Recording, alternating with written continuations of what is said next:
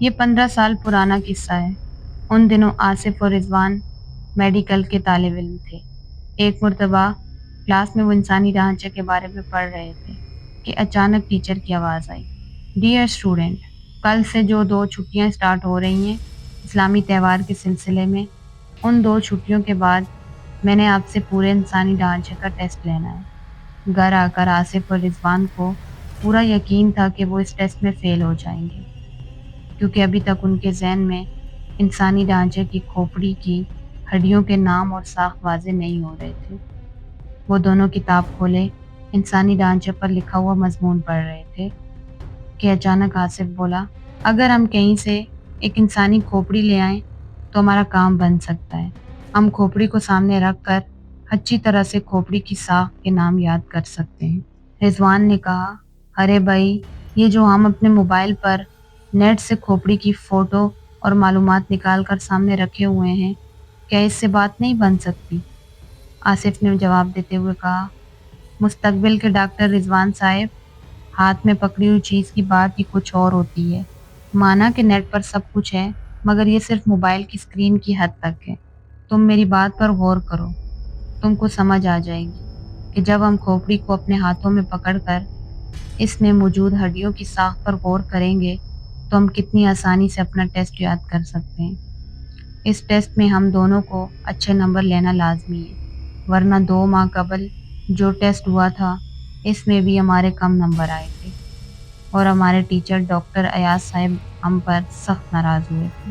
آصف کی تقریر سننے کے بعد رضوان بھی اس بات پر مان گیا کہ اگر کسی جگہ سے کھوپڑی مل جائے تو ان کو واقعی بہت آسانی ہو جائے گی۔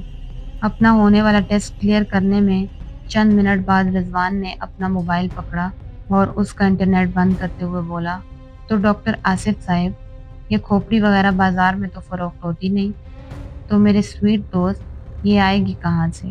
آصف بولا، بھائی اس بات کا تو یہی حل ہے کہ شہر سے باہر جو قبرستان ہے اس کے گورکن سے رابطہ کیا جائے، وہ میرا تھوڑا بہت واقف کار بھی ہے۔ یہ میں کل چھٹی کے دن کر لوں گا، کل شام کو ملوں گا، بلکہ تم ایسا کرنا، کل شام کو آ جانا، ہم اکٹھے ہی چلیں گے۔ دوسرے دن شام کو رضوان اور آصف اپنی بائک پر شہر سے باہر والے ایک قبرستان میں جا پہنچے، جہاں گورکن آصف کا واقف کار تھا۔ گورکن کا مکان قبرستان کے ساتھ ہی تھا۔ جب آصف کے دستک دینے پر اس نے دروازہ کھولا تو آصف کو دیکھ کر وہ پہچان گیا اور بولا، خیر تو ہے نا آصف بابو، آج کیسے آنا ہوا؟ کہیں کوئی فوت کی؟ آصف نے اس کی بات کاٹتے ہوئے کہا، نہیں نہیں قمردین صاحب، ہمارے یہاں کوئی فوت کی نہیں ہوئی اور سب خیر خیریت ہے، بس آپ سے کچھ کام پڑ گیا تھا۔ کیا ہم یہاں ہی کھڑے رہیں گے؟ ارے نہیں بابو جی، آپ اندر آ جائیں، آج تو ویسے بھی میں اکیلا ہوں، میری بیوی بچوں کے ساتھ اپنے والدین کے گھر گئی ہوئی ہے۔ گورکن یہ کہتا ہوا ان دونوں کو اپنی سادہ سی بیٹھک میں لے آیا۔ جیسے ہی وہ چارپائی پر بیٹھے، گورکن ان کے منع کرنے کے باوجود بوتل لینے گھر کے اندر چلا گیا۔ کچھ دیر بعد وہ نمودار ہوا تو اس کے ہاتھ میں پکڑی ٹرے میں 1.5 لیٹر کی مشروب کی بوتل، پلیٹ میں نمکو اور 3 گلاس ان کو نظر آئے۔ بوتل پینے اور تھوڑا سا نمکو کھانے سے فارغ ہو کر آصف اپنے مطلب کی بات پر آ گیا۔ پہلے اس نے رضوان کا تعارف کروایا، پھر اپنے میڈیکل کالج میں پڑھنے کا بتایا اور پھر اصلی بات پر آ گیا۔ جب اس نے گورکن سے کہا، ہم کو ایک انسانی کھوپڑی چاہیے، تو گورکن نے چونک کر ان دونوں کی طرف دیکھا۔ اسی وقت آصف نے 500 روپے کا نوٹ زبردستی اس کی جیب میں ڈال دیا۔ گورکن نے پہلے تو کھوپڑی نکال کر دینے سے معذرت کر لی، مگر جب آصف نے اس کو یقین دلایا کہ وہ کھوپڑی کسی غلط مقصد کے لیے نہیں لے جا رہے، وہ میڈیکل کے اسٹوڈنٹ ہیں اور ان کو واقعی تعلیمی سرگرمیوں میں استعمال کرنے کے لیے کھوپڑی درکار ہے، تو گورکن نے یہ کہتے ہوئے کھوپڑی نکال کر دینے پر رضامندی ظاہر کر دی۔ ٹھیک ہے صاحب، مگر اس کی مزید کچھ قیمت بھی دینی ہوگی۔ آصف نے مزید 500 روپے اس کو دیے تو اس نے ان کو رات 10 بجے آنے کا کہا۔ وہ واپس چلے آئے۔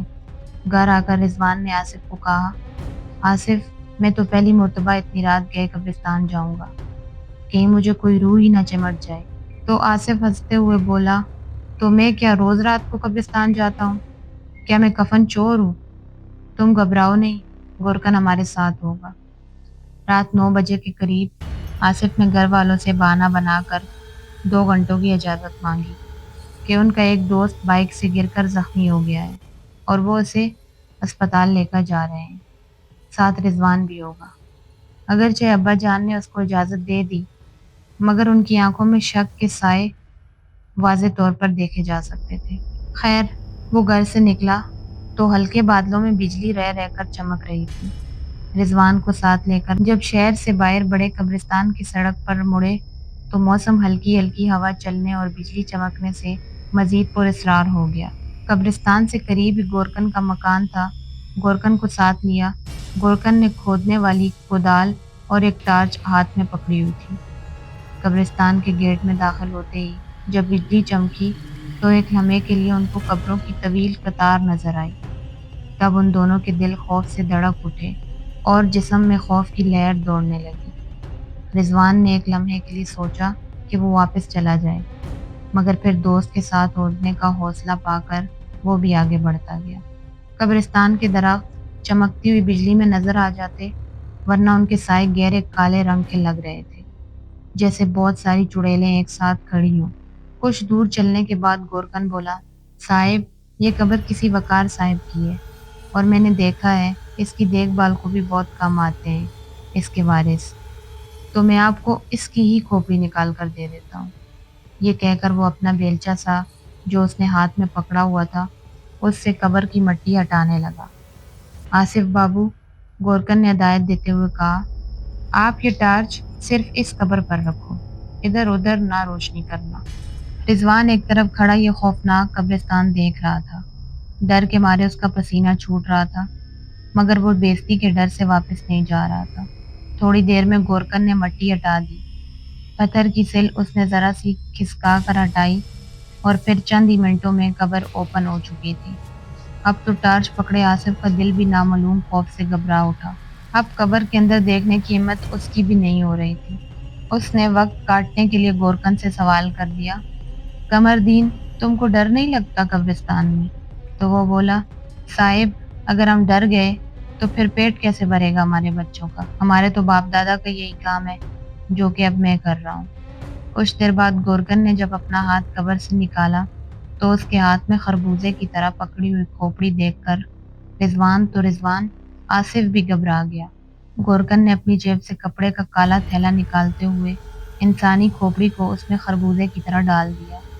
پھر وہ تھیلا ایک سائڈ پر رکھ کر قبر کو بند کرنے لگا۔ کچھ وقت کی محنت کے بعد قبر بند ہو گئی۔ تب گورکن نے مٹی پھر سے قبر پر ڈال دی اور ہاتھ جھاڑتا ہوا کہنے لگا، یہ لو صاحب، اپنی مطلوبہ چیز۔